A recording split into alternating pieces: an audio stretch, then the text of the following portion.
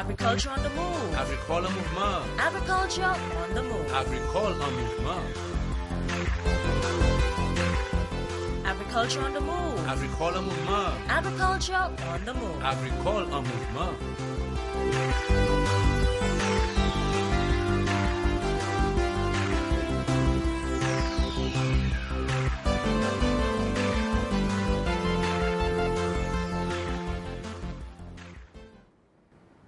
Hello again and welcome to the program, Agriculture on the Move. I am Phillip Sydney, your host. In today's program, we will be discussing the banana industry in St. Lucia, then and now. However, I will not dwell too much on the then. I am sure you have had enough information over the years as to the then of the banana industry and the collapse and not total collapse. Without further ado, I want to introduce you to my two guests. To my immediate right is Mr. Stephen Best, who is the Vice President of the National Fairtrade Organization, and Mr. Simon Leon, who is the Production Manager of that same organization. Welcome to the program, sir. Thank you. Thank you. I'm happy to be here with you all, and I hope we'll have a lovely discussion to let St. Lucia know where Fairtrade is at this point in time. Best, tell St. Lucia, what is Fairtrade? Well, we say fair trade, and that's what it really is, fair trade. Okay. Because what has happened over the years, small producers have been disadvantaged by the multinational companies, and we are not in a position to compete successfully with them. And in the process, we fall through the crack. So the Fairtrade Foundation championed the cause of small producers to ensure that trade is fair, that their needs are adequately addressed, protecting their livelihoods. Hence the reason why we speak about fair trade, so that we can be given a fair share in the market. Okay. Where is that organization based, and what are the main objective? I hear you mention about it's fair trade, but what are the additional objectives of that organization? Well, besides seeing about the needs of the small producers, Fairtrade is also concerned about the environment, reduced use of agro-pesticides in agriculture, so that the consumer would have the confidence of eating a wholesome product.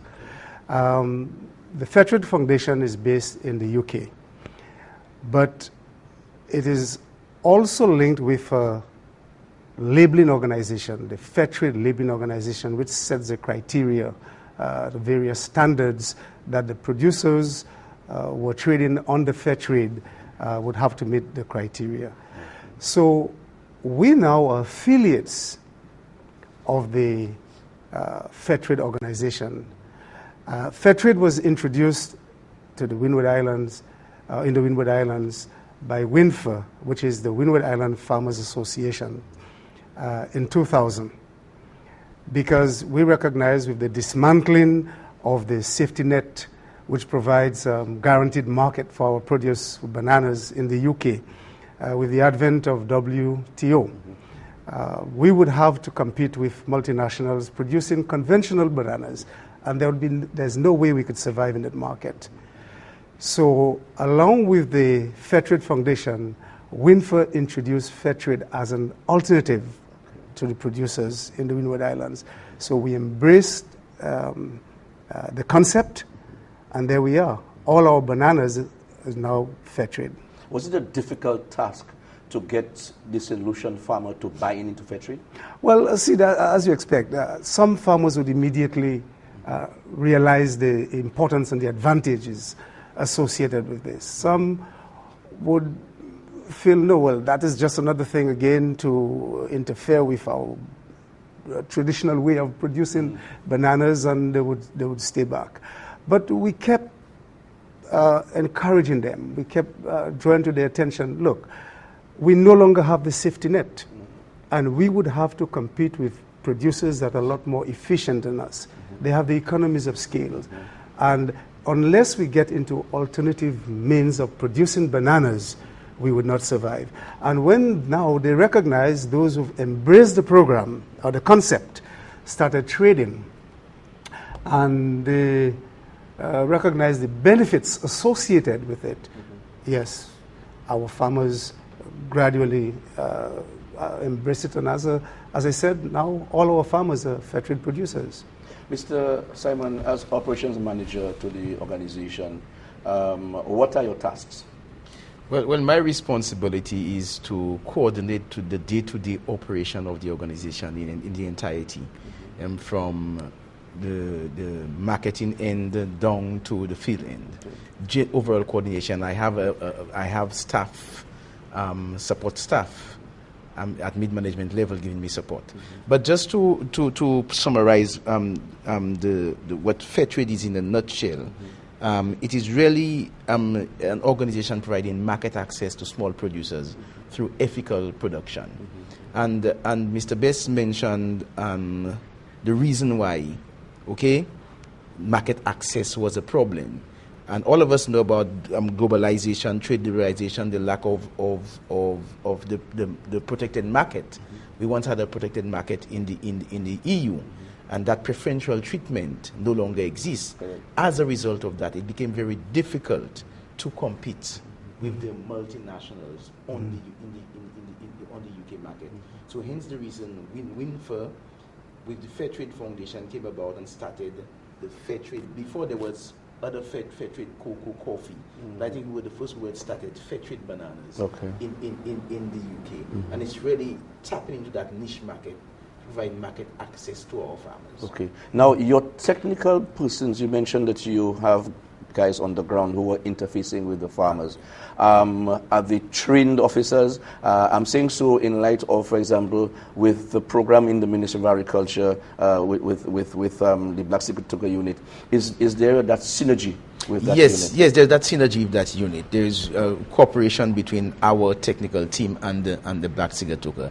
We know our objective is the same. Okay, but we have a technical team on the ground who's coordinating the day-to-day component of the core farmer program, the technical component. To support that, we have our certification and standard unit, because in the UK market, you must be Global Gap certified.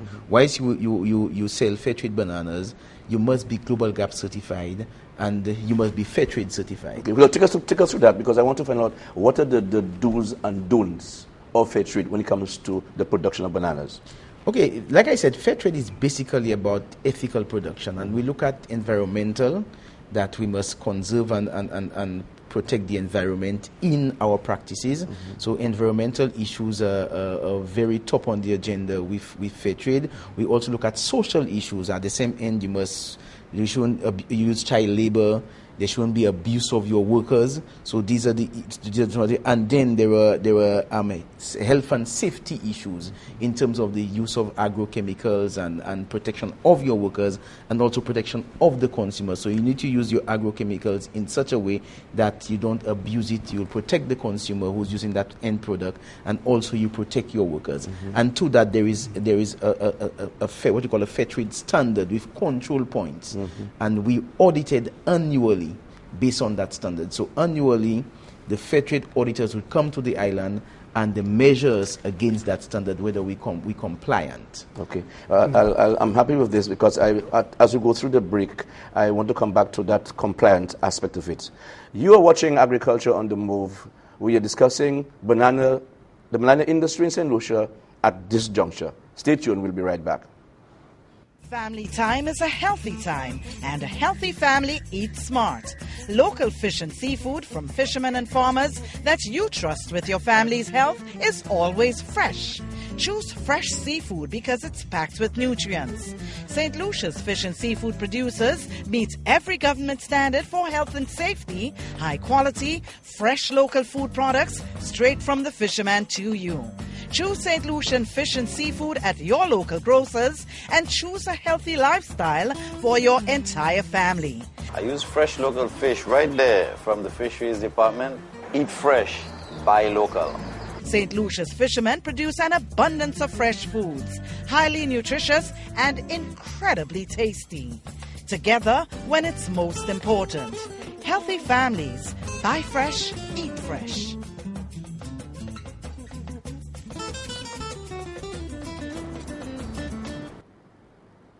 Welcome back to the program, Agriculture on the Move. With me is Mr. Stephen Best, who is the Vice President of the Fairtrade Farmer Organization in St. Lucia, and also Mr. Leon, who is the Operations Manager. My old friend there, Mr. Best, just a little short history. We are comrades together, we are colleagues in agriculture together, we were trained together, slept in almost the same bed together, and of course, I won't tell you the secrets though. So much so, we had a crash course in Mananga, Africa, where we did an agricultural management course, and I think that was a very healthy course. And I'm sure now, the farmers are reaping the benefits of that course that we did in Mananga. Yes. Yeah, and that was great. And we have to be grateful to Mr. Calix George. Oh yes, Mr. Calix, definitely, and of course Mr. Cyril Matthews. Yes. Well, wherever he is now, I know he's not too well, but I'm hoping that he's going to get better. But Best, as the operations manager, how many farmers are on the program as we speak? Yeah, I think Mr. Leon is able to speak a little better to the data, but as of now, there are 500 farmers, banana farmers. Okay. Imagine at one time, 10,000 farmers producing bananas. Yes. Now we are down to 500. But that doesn't mean that the banana industry is really collapsing. Yes. Because for years we have heard people talk about bananas as a sunset industry and so on. But later we'll speak to you about what is happening. Despite the fact that we are down to 500 farmers, production is at the level of when we were 1,000 farmers. Right. And then we are going to triple this with a lot less farmers as we get into the economy of scale and stuff like that. Efficiency and things of that nature. That's right. So we're talking about productivity enhancement and some of the things that we are doing now, which we were not doing in the past. Great. So things are looking up. Beautiful. As far as the banana industry is concerned. But we will speak to this a little more. I'm happy to add. So, Mr. Leon, I need to tell me a little more about the operations, the farmers that are on to you. You talked about the certification a while ago. You talked about the yearly evaluation of those farmers. What is expected of those farmers to become certified and on par with what Fairtrade is really, the benchmark? Okay, currently the industry requires two different certification to trade on the UK market, which is Fairtrade certification and the Global Gap certification. And to manage that, we have our certification and standard unit responsible for policing the standard. They're like internal auditors. So they come annually and audit each individual farmer to see that the farmer is conforming to the standards, and they also do follow-ups in terms of monitoring during the year. Also, we have our extension officers who work with these farmers to see to it that they are trained and they meet the standards on their farm. So the extension officers provide them with the necessary training, and we have different training in use of pesticide, hygiene training. All these are requirements for Global Gap certification. Each farmer must have the certificate. Also, the farm workers who's handling the produce have to be trained in hygiene. Okay? So that level of support is provided to the farmers. But to be certain that the farms are conforming to the standards, we have an internal auditing system where we go and internally and audit these farmers pending an external audit. Now, the external audit is the certification body who would come in annually, and they would audit a sample size of our farmers. Okay, and that is done annually. And that sees to it that if we don't conform, there are certain non-conformances that you give them to correct. Some of them you can be decertified immediately. Okay, so we have these things. I must say on the reasonable or on the good control on island. Another question: the question of the pesticides. I know as one of the when you look at environmental issues, where does Fairtrade stands on the use of pesticides? Okay. With Fairtrade, there is a prohibited list of pesticides, and you cannot use any pesticide that's on that prohibited list. Okay? Any pesticide that's not that prohibited, it can be used. Okay. But in terms of the disposal and the occupational health issues, you must wear your personal protective equipment, and all of these are part of the standards, part of the checks that you'll be measured against to see that you conform to the standards. So farmers must wear the requisite PPEs. Okay, the disposal of these pesticide containers must be done in accordance with Fairtrade and Global GAP, and I think that they speak to the same when it comes to agrochemical use and disposal.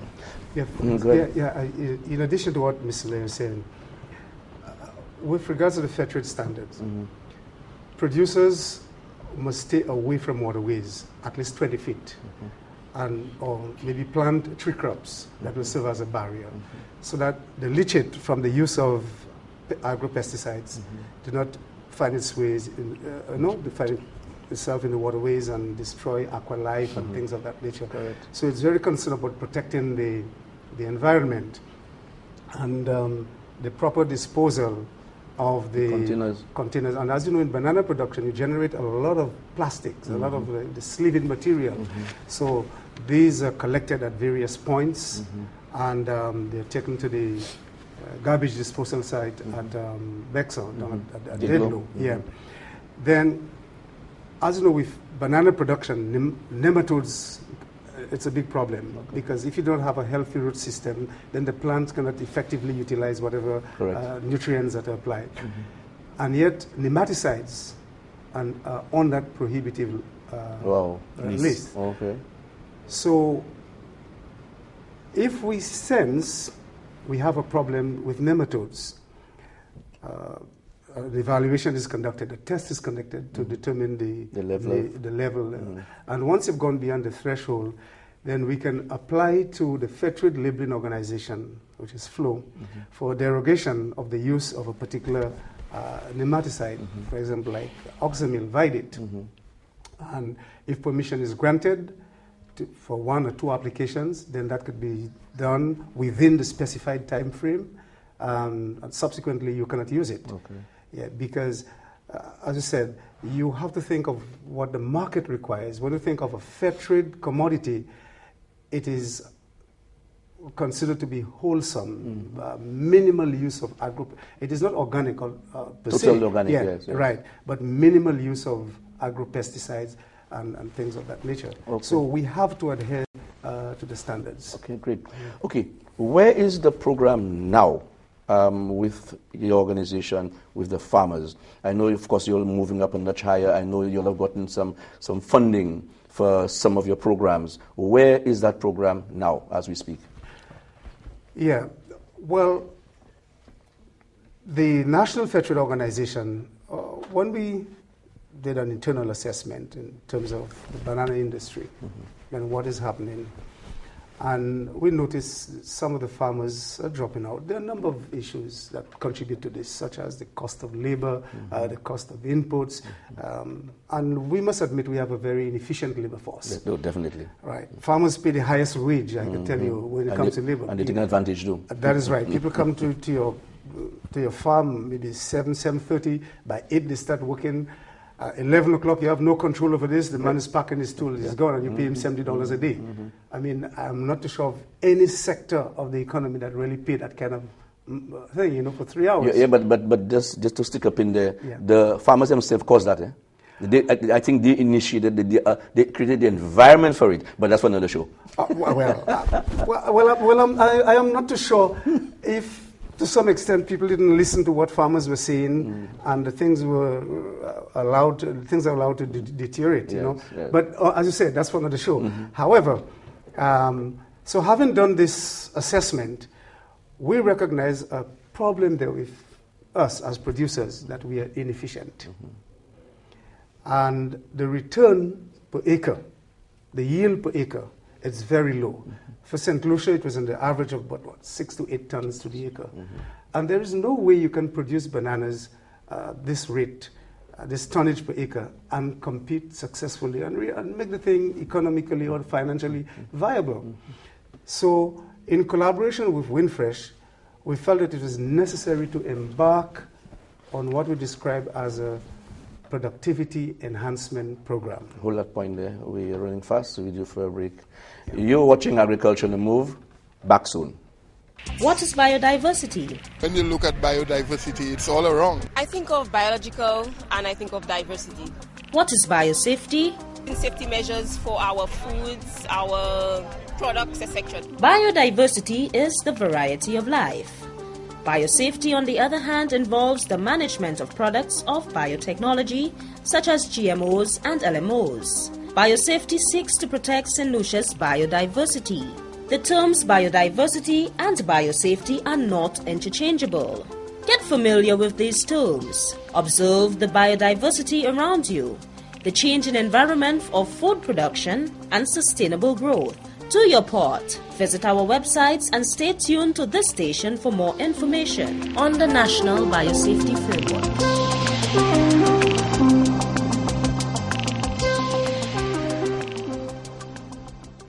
Welcome back to the program, Agriculture on the Move. Best, I know in the past, and it's not a question of reinventing the wheel. We did it in model farms, right? We got 30 tons, 40 tons to the acre. It was done, okay? We're talking about production, and you talk about 6 tons to the acre. What are you all doing to elevate that tonnage per acre? Well, yes, we recognize there are a number of things where we have fallen short in terms of timely application of fertilizer and the management of the black sigatoka, which is now there with us, and all these are things that really affect production. So we felt that it was need for us to have a holistic program to address all these issues. Now, a key factor, a key input there is finance. Now, financial institutions do not look too much at farmers. Yes, and it's unfortunate because I believe we are sending out the wrong signals. And if we send out the wrong signals, then what's going to happen? There's going to be this proclivity to disregard farming. We can feed ourselves. Yeah. And then we go into the whole question of food security and blah, blah, blah, and so on, which we are not going to speak about now. But we felt now, as part of this program, we require financing. So we can, because one of the things in model farm, you had the finance. Oh, definitely. Right. So the NFTO prepared a proposal and submitted the proposal to Windfresh. And it was favorably received by Windfresh. So we got funding of $1.6 million for the program. And as Mr. Leo would tell you, we had to go through a process of selecting farmers that would be part of this program. Okay. And to move them from where they are at present and carry them to the level that first year between 12 to 15 tons to the acre, into the second year where we are producing about 20 tons to the acre. Yes. So, Mr. Leo, take us through that whole process, because to me that's the most interesting process of the banana industry to date. Okay.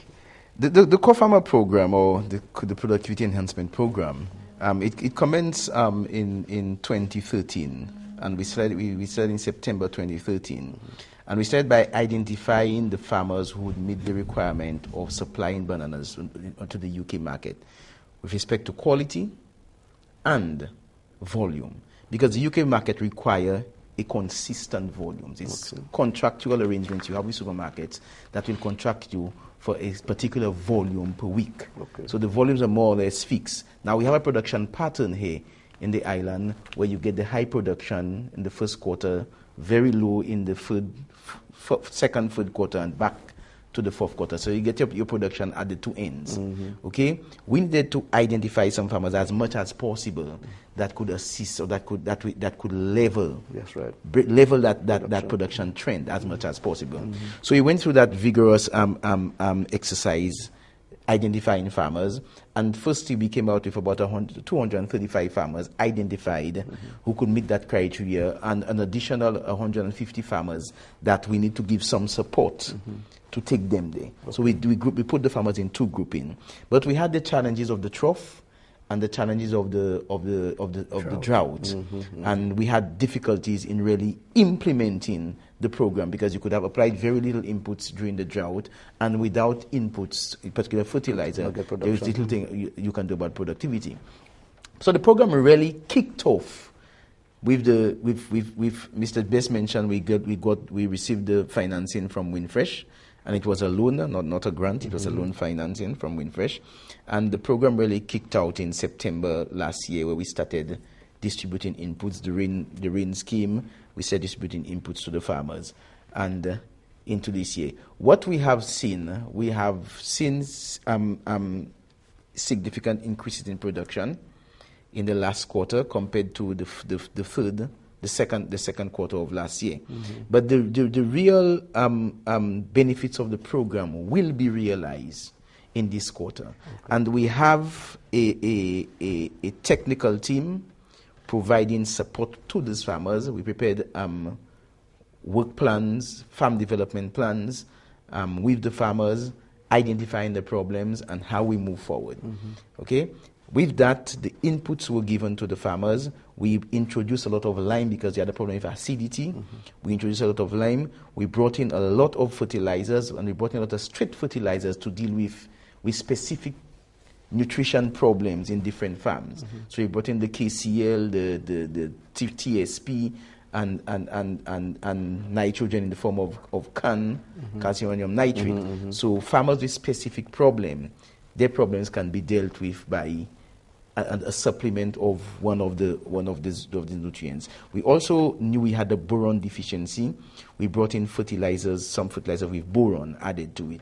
So with that, we hoping to deal with the nutrient part of production. So you're satisfied. You're satisfied so far with what the program is resulting? So far, we satisfied with the results. Although we reviewing it to see to look at the weaknesses and to improve, but we satisfied so far.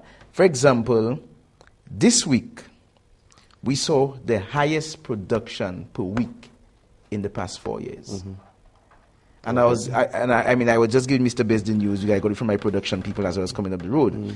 We did over 20,000 boxes. Okay. The last time we did that level of production was in about 2008, 2009, where we had 1,200 farmers with about 5,000 acres. Now we're down to about 2,500 acres, and with about 500 farmers doing that same level of production. Very good. We're running quickly because we I think just about half a minute left. Any final words from you, Mr. Best? Oh, well, yes, definitely. What we want persons to understand is that banana industry is here to stay. Sydney, for years we have been talking about diversification. And it shouldn't be diversification away from bananas. But with bananas. But with bananas. It's a stable form of income.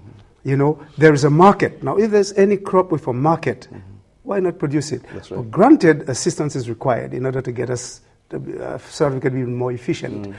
So I do not subscribe to the idea of bananas as sunset industry. As a matter of fact, it has been a very long sunset. Right. I think it's at midday. Definitely, I agree. So we continue to go along with the industry, do the necessary things to keep it afloat. Thank you very much, Mr. Best, and of course the Vice President of Fairtrade, Mr. Leon. Thank you for being here. I wish you all well, and I know that program is going to be successful down the road, and farmers are going to be will be benefited from that program and to see success in the pockets.